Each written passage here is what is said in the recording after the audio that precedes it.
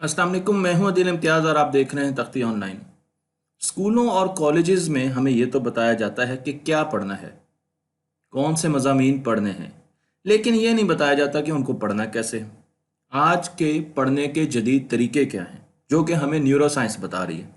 इस पूरे कोर्स में, जिसकी आज मैं एपिसोड नंबर 2 बना रहा हूँ, हम ये सीखेंगे कि पढ़ने के जदीद तरीके क्या हैं और आज की साइंस, आज की रिसर्च, जदीद तहकीक हमें कैसे पढ़ाने के लिए कहती है या पढ़ने के लिए कहती है। तो मैं आपको लेके चलता हूं सुपर कंप्यूटर की तरफ। इस वक्त आप आईबीएम का बना हुआ एक सुपर कंप्यूटर देख रहे हैं जिसका नाम है समिट, और हम इस कंप्यूटर का मुआजना करेंगे अपने दिमाग के साथ। हम देखेंगे कि हमारे दिमाग की क्या कैपेबिलिटी है, क्या कैपेसिटी है, और हमारा दिमाग कितना तेज काम कर सकता है। तो इस सुपर कंप्यूटर को रखने के लिए बास्केटबॉल के बराबर कोर्ट चाहिए। तो आप देख सकते हैं कि बहुत बड़ा लॉन चाहिए या कोर्ट चाहिए जिसमें हम इस सुपर कंप्यूटर को रख सकते हैं। इसके लिए जो पावर की ज़रूरत है वो है 16 मेगावाट। 16 मेगावाट इतनी पावर है कि वो एक छोटे शहर के लिए काफ़ी है। इसके फैंस को कूल करने के लिए, ठंडा रखने के लिए जो पानी इस्तेमाल किया जाता है वो तकरीबन 6000 लोग इस्तेमाल कर सकते हैं। तो इससे आपको अंदाज़ा होता है कि ये कितना पावरफुल कंप्यूटर है। लेकिन अब हम इसका मुकाबला करते हैं अपने दिमाग के साथ। तो इसकी प्रोसेसिंग स्पीड क्या है।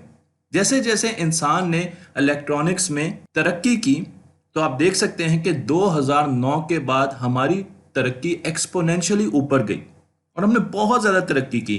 वैसे वैसे हमने इंसानी दिमाग को नकल करने की, कॉपी करने की भी बहुत कोशिश की अपनी टेक्नोलॉजी के साथ। तो जब हम इस सुपर कंप्यूटर की बात करते हैं तो इसकी मेजरमेंट हम लेते हैं फ्लॉप्स में, फ्लोटिंग पॉइंट ऑपरेशंस पर सेकंड। या आसानी से मैं आपको यह बता सकता हूं कि कितने ऑपरेशन पर सेकंड एक कंप्यूटर कर सकता है।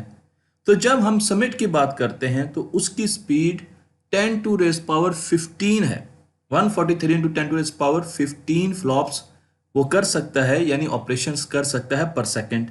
लेकिन क्या हमारा दिमाग इससे ज़्यादा प्रोसेसिंग कर सकता है? उसकी स्पीड इससे ज़्यादा है। अगर हम अपने दिमाग की बात करें तो वो उससे 1000 गुना ज़्यादा तेज़ है। इस वक्त जो टेक्नोलॉजी इस वक्त हमारे पास 2020 में मौजूद है, उससे हमारा दिमाग 1000 गुना ज़्यादा तेज़ काम करता है। तो हमारा दिमाग 54 into 10 to raise power 18 flops यानी इंस्ट्रक्शंस पर सेकंड प्रोसेस करता है। तो दिमाग की प्रोसेसिंग स्पीड के तो करीब करीब हम पहुंच रहे हैं, और एक प्रेडिक्शन के मुताबिक हम 2028 में या 2030 में दिमाग की प्रोसेसिंग स्पीड से आगे निकल जाएंगे। तो इलेक्ट्रॉनिक्स ने बड़ी जल्दी प्रोसेसिंग स्पीड अटेन कर ली, हासिल कर ली, जो कि हमारे दिमाग की प्रोसेसिंग स्पीड है। लेकिन मैं यहाँ पर ये वाज़ेह करना चाहूँ कि दिमाग की प्रोसेसिंग स्पीड निकालने के लिए भी जो टेक्निक्स हम इस्तेमाल कर रहे हैं वो हतमी नहीं है। इसका मतलब ये है कि जो दिमाग की स्पीड मैंने आज आपको दिखाई है, वक्त के साथ साथ हम ये डिस्कवर कर सकते हैं कि ये उससे भी ज़्यादा है। लेकिन उसके साथ साथ दिमाग में और बहुत सी चीज़ें हैं। मसलन आप अगर एक आर्टिफिशियली इंटेलिजेंट सॉफ्टवेयर बनाएं तो वो कुछ काम बहुत आराम से कर लेगा। मसलन वो लैंग्वेज को ट्रांसलेट बड़े आराम से कर सकता है, वो चेस, शतरंज बड़े आराम से खेल सकता है। ऐसे सॉफ्टवेयर तो हम बना चुके हैं। और वो कैलकुलेशंस बड़े आराम से कर सकता है। तो मशीन को अगर इंटेलिजेंस दी जाए तो वो ये काम बड़े आराम से कर सकती है। लेकिन कुछ ऐसे काम हैं जो मशीन के लिए बहुत मुश्किल हैं। मसलन उसको चलना, दौड़ना, सूंघना, स्मेल करना, चीज़ों को देख के रिकग्नाइज करना, इसके लिए मशीन को काफ़ी मेहनत करनी पड़ती है। लेकिन दिमाग बहुत आसानी से ये काम कर सकता है। लेकिन मशीन ज़्यादा अच्छी है कैलकुलेशंस में, ट्रांसलेशंस में और चेस खेलने में, जबकि दिमाग बहुत अच्छा है वॉक करने में, रनिंग करने में, चीज़ों को देखने और रिकग्नाइज करने में, स्मेल करने में। इन चीज़ों में अपनी अपनी खसूसियत रखते हैं। तो जब हम मशीन की बात करते हैं तो स्पीड की तो हमने बात कर ली, लेकिन क्या आपका दिमाग और मशीन की इंटेलिजेंस एक जैसी है?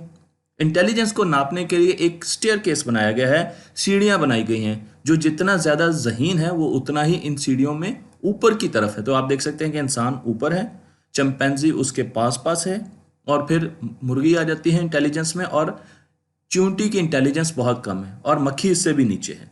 तो जब हम इंटेलिजेंस स्टेयर केस की बात करते हैं तो मैं आपको यहाँ बता दूं कि चिंपैंजी की इंटेलिजेंस इंसान के करीब करीब है। इसी तरीके से कुछ परिंदों की इंटेलिजेंस भी इंसान के करीब करीब है। जबकि चिंपैंजी का डीएनए हमारे डीएनए से 96% मिलता है। और अगर आप चिंपैंजी को कुछ न्यूमेरिकल प्रॉब्लम्स दें तो वो भी सॉल्व कर सकता है, हमें रिसर्च ये बताती है। इसी तरीके से जब हम इंसानों में बात करें तो इंसान जैसे जैसे बड़ा होता है उसका दिमाग वैसे वैसे डेवलप करता है। लेकिन आइंस्टाइन ऐसा साइंसदान था जिसका दिमाग 17% ज़्यादा भारी था आम लोगों के दिमाग से, और उसकी वजह उसमें एक अनोमली थी, उसमें एक चीज़ मौजूद नहीं थी जिस पर मैं डिटेल में बात कर चुका हूँ।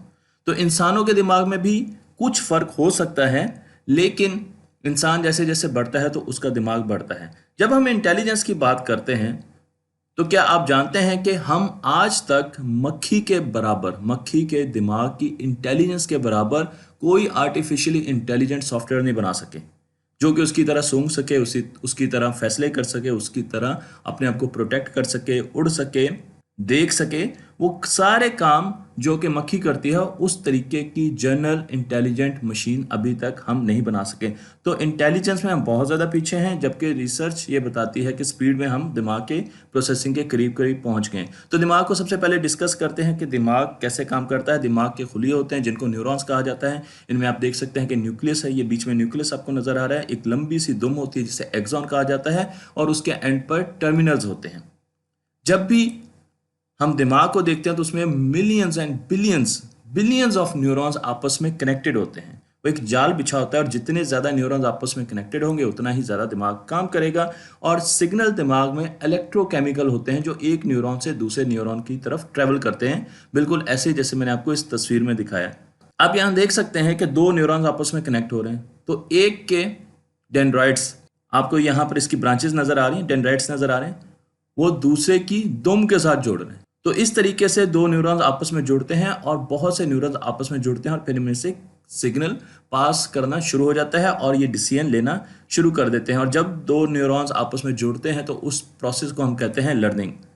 हमारे दिमाग में 100 बिलियन न्यूरॉन्स होते हैं, और एक न्यूरॉन 10 से लेकर 10,000 कनेक्शंस बना सकता है। तो उस लिहाज से हमारे दिमाग में तकरीबन 100 ट्रिलियन कनेक्शंस मौजूद होते हैं जो एट अ टाइम प्रोसेसिंग कर रहे होते हैं। मैं आपको यहाँ पर दिमाग की एक सिमुलेशन दिखा रहा हूँ कि हमारा दिमाग किस तरीके से काम कर रहा होता है। दिमाग की इस पावर को देखते हुए आज की जितनी भी रिसर्च हो रही है जो चिप्स बनाने के लिए, आर्टिफिशियल इंटेलिजेंस चिप्स बनाने के लिए, वो सारी की सारी दिमाग को कॉपी करने की कोशिश कर रहे हैं, उसको अडॉप्ट करने की कोशिश कर रहे हैं। इसलिए हमारे पास न्यूरोमॉर्फिक कंप्यूटर चिप्स आ रही हैं जो कि IBM भी बना रहा है, जो कि इंटेल भी बना रहा है। और इस चिप का, ये जितने भी चिप्स मैं आपको दिखा रहा हूँ, इनका जो बेसिक प्रोसेसिंग मैकेनिज्म है वो दिमाग से लिया गया है। तो आपको यहाँ पर इंटेल की निर्वाणा चिप दिखा रहा हूँ जो कि न्यूरल नेटवर्क्स पर बेस करती है, यानी कि वो भी बिल्कुल वैसे ही काम करती है जैसे कि दिमाग काम करता है। और ये फ्यूचर की चिप है जो कि हर मोबाइल और हर कंप्यूटर में लगाई जाएगी। तो जब हम दिमाग की बात करते हैं तो दिमाग हमें कुछ सुपर पावर्स भी देता है। हमारी सबसे बड़ी सुपर पावर है लर्निंग। जब हम कोई चीज़ सीखते हैं तो दिमाग के न्यूरॉन्स आपस में कनेक्ट करते हैं, और जब हम भूलते हैं तो वो अपने कनेक्शंस छोड़ देते हैं। यहाँ पर मैं आपको दिखा भी रहा हूँ कि दो न्यूरॉन्स आपस में किस तरीके से कनेक्ट कर रहे हैं। तो ये हमारी सुपर पावर है कि हमारे दिमाग के न्यूरॉन्स कितने ज़्यादा कनेक्ट करते हैं। जब एक बच्चा बड़ा होता है, मैं आपको यहाँ पे तस्वीर दिखा रहा हूँ, तो आप देखें कि उसके दिमाग के न्यूरॉन्स के डेंड्राइट्स बनते हैं, ब्रांचेस बनती हैं, घने होते हैं उसके डेंड्राइट्स। तो अब उनमें ज़्यादा सलाहियत है कि वो एक दूसरे से कनेक्ट कर सकते हैं और वो ज़्यादा जल्दी चीज़ों को समझ सकते हैं, लर्निंग कर सकते हैं। तो जितने ज़्यादा न्यूरॉन्स के डेंड्राइट्स होंगे, क्योंकि मैंने आपको बताया है कि न्यूरॉन के डेंड्राइट्स बहुत ज़्यादा हो सकते हैं, 10,000 तक हो सकते हैं, तो उतनी ही ज़्यादा आपकी लर्निंग अच्छी होगी। हमारा दिमाग पहले 3 से 4 सालों में बहुत ज़्यादा ग्रो करता है, और अगर आप 1 साल में देखें तो 1 साल में उसकी मैक्सिमम, पहले साल में मैक्सिमम ग्रोथ होती है।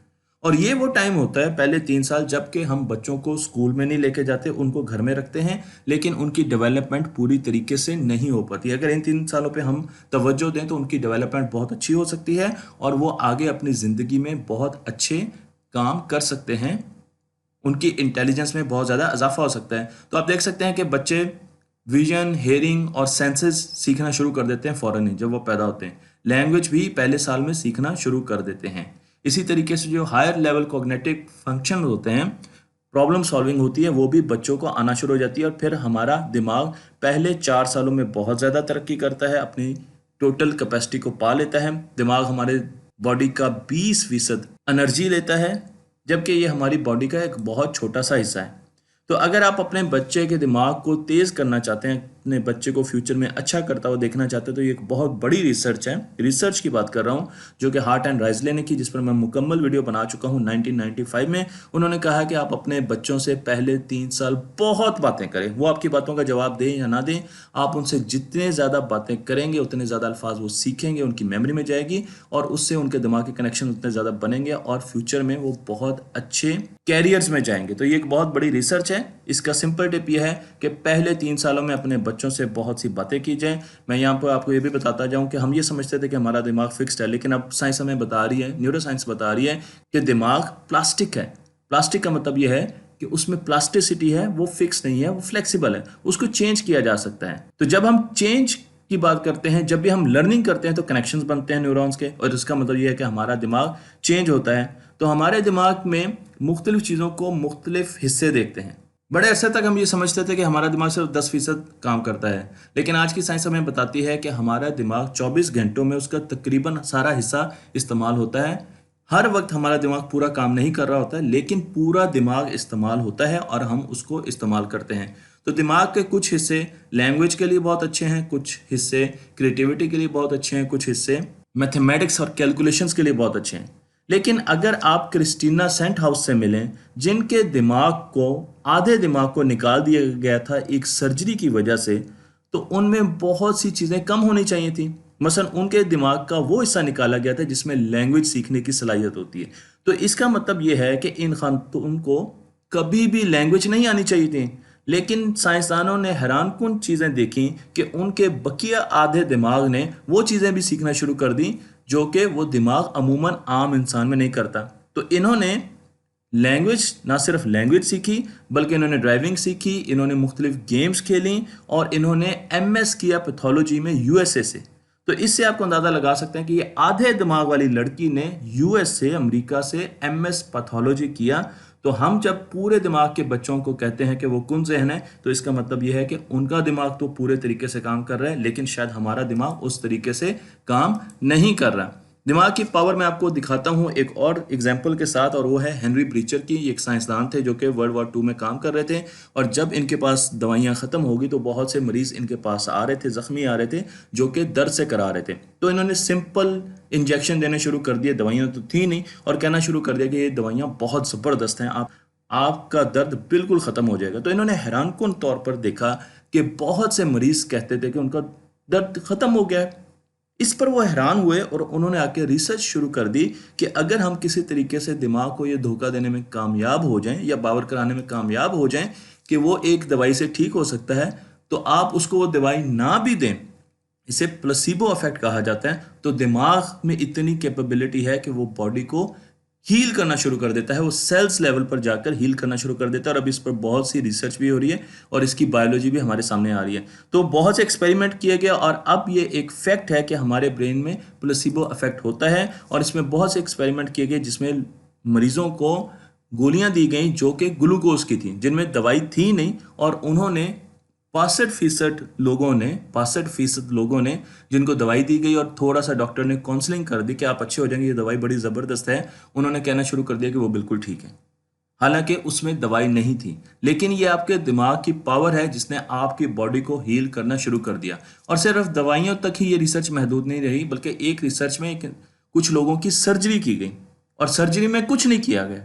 घुटने की सर्जरी की गई, बहुत तकलीफ थी, वो चल नहीं सकते थे, लेकिन सर्जरी में कुछ नहीं किया गया, सिर्फ पूरी सर्जरी की नकल की गई, मिमिक किया गया। और बाद में मरीज ने उठकर कहना शुरू कर दिया कि वो तो बिल्कुल चल सकता है, उसे तो मसला नहीं, उसके तो मसले हल हो गए। और इस पर BBC ने बहुत सी डॉक्यूमेंट्रीज बनाई हैं। तो दिमाग की जो ये कुव्वत है कि वो अपने आप को हील कर सकती है या वो अपनी बॉडी को वैसे ही शेप कर सकती है जैसा कि वो सोचती है, बहुत बड़ी सुपर पावर है। और इसका रिवर्स इफेक्ट भी है, नोसिबो, यानी अगर आप ये सोचना शुरू कर दे कि आप बीमार हैं, या डॉक्टर आपको ये कहना शुरू कर दे कि आप बीमार हैं, आप बीमार, आप नहीं बच सकते, तो आपके दिमाग आपकी बॉडी को बावर करा देगा कि आप बीमार हैं और आप नहीं बच सकते। दिमाग की कुछ खसूसियात हैं, कुछ चीज़ें हैं जो हमें पता होनी चाहिए स्टूडेंट्स के तौर पर कि हमारा दिमाग कैसे काम करता है। तो हमारा दिमाग 2 मोड में काम करता है, एक फोकस मोड है, एक डिफ्यूज मोड है, अलग वीडियो बना चुका हूँ।